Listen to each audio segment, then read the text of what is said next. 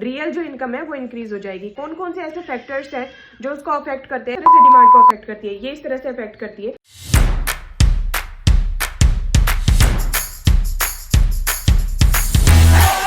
जो हमारा law of demand होता है वो क्या कहता है? लॉ ऑफ डिमांड हमारा कहता है कि अगर हमारे प्राइस कम होंगे तो हमारी क्वांटिटी डिमांडेड क्या होगी? ज्यादा होगी।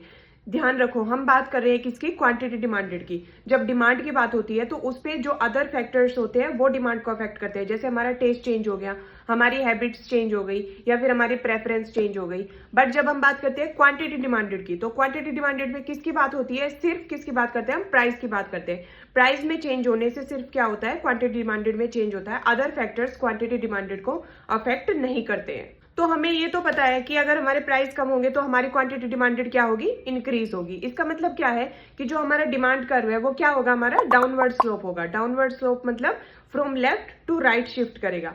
बट क्या आपको ये पता है कि जो हमारा डिमांड कर्व होता है वो डाउनवर्ड शिफ्ट क्यों होता है? कौन कौन से ऐसे फैक्टर्स हैं जो उसको अफेक्ट करते हैं, जिनकी वजह से हमारा डिमांड कर्व डाउनवर्ड स्लोप होता है? तो आज हम वही डिस्कस करेंगे कि ये डाउनवर्ड स्लोप आखिर होता क्यों है। सबसे फर्स्ट जो हमारा आता है वो आता है हमारा इनकम इफेक्ट। अब आप बोलोगे हम तो बात कर रहे थे कि जो हमारी क्वांटिटी डिमांडेड होती है वो सिर्फ प्राइस में चेंज होने की वजह से उसमें चेंज होता है। बट यहाँ पर इनकम कैसे इफेक्ट कर रही है? इनकम इस तरह से इफेक्ट करती है कि जैसे अगर हमारे प्राइस डिक्रीज हो गए, अगर हमारे प्राइस कम हो गए, तो हम क्या करेंगे? हमारी क्वांटिटी डिमांडेड क्या हो गई? वो इंक्रीज हो जाएगी। उसकी वजह से क्या होगी? हमारी रियल जो इनकम है वो इंक्रीज हो जाएगी। कैसे? जैसे पहले मैं एक पेन था जो मैं 10 रुपीज का जो परचेज कर रही थी, बट आफ्टर जब उसके प्राइस डिक्रीज हो गए तो वो पेन कितने का हो गया? 5 रुपीज का। तो मेरे पास कितने रुपीज लेफ्ट है? अभी 5 और लेफ्ट है ना, क्योंकि पेन तो सिर्फ 5 रुपीज का हो गया। तो इसी वजह से अगर मैं 5 रुपए का एक पेन ले लूंगी तो मेरे जो 5 रुपीज है वो ऑलरेडी क्या होंगे? मेरे पास बच जाएंगे। तो उसकी वजह से वो मेरी एक तरह से रियल इनकम हो गई, जिसको मैं क्या करूंगी? किसी और गुड्स को परचेज करने के लिए मैं उसको यूटिलाइज कर सकती हूँ। जैसे मैं उसकी जगह क्या करूंगी? कोई और अगर मुझे कोई दूसरा पेन पसंद है तो मैं उसकी जगह क्या करूंगी? उन बचे हुए 5 रुपीज से वो दूसरा पेन क्या कर सकती हूँ? परचेज कर सकती हूँ। तो इसी वजह से इनकम इफेक्ट किस तरह से अफेक्ट करता है कि जैसे हमारे प्राइस कम होंगे तो उसकी वजह से क्या होगी? हमारी क्वांटिटी डिमांडेड इंक्रीज हो जाएगी, क्योंकि अब हम 10 रुपीज में 2 गुड्स परचेज कर पा रहे हैं और पहले हम क्या थे? 10 रुपीज में सिर्फ एक ही गुड परचेज कर पा रहे थे। उसकी वजह से क्या हुआ? हमारी रियल इनकम जो थी वो क्या हो गई? इंक्रीज हो गई। अब नेक्स्ट है हमारा सब्स्टिट्यूट इफेक्ट। अब ये कैसे अफेक्ट करता है?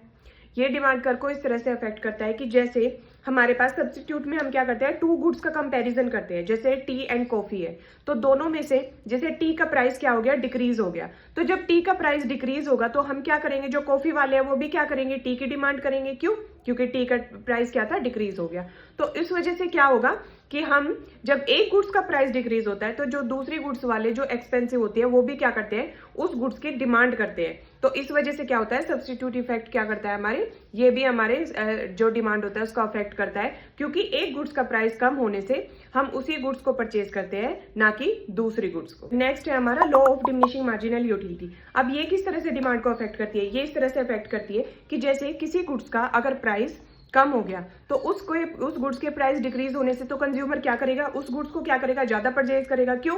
क्योंकि उसको कम प्राइस में वही गुड्स क्या हो रही है? बहुत ज्यादा मिल रही है। तो इसी वजह से वो क्या होगा? उसकी यूटिलिटी भी क्या हो जाएगी? मैक्सिमाइज हो जाएगी। क्यों? क्योंकि उसको पे तो कम करना पड़ रहा है और उसको क्या कर रहे हैं? उसकी जो कंज्यूमिंग पावर है वो क्या है? वो बढ़ती जा रही है। क्यों? क्योंकि वो कम मनी में ही उस गुड्स को बहुत ज्यादा कंज्यूम कर पा रहा है। तो इसी वजह से उसकी क्या होती है? यूटिलिटी जो होती है वो क्या होती है? बढ़ती रहती है। तो आई होप अब आपको समझ आ गया होगा कि देयर आर 3 फैक्टर्स जिनकी वजह से हमारा जो डिमांड कर्व होता है वो क्या होता है? डाउनवर्ड स्लोप होता है।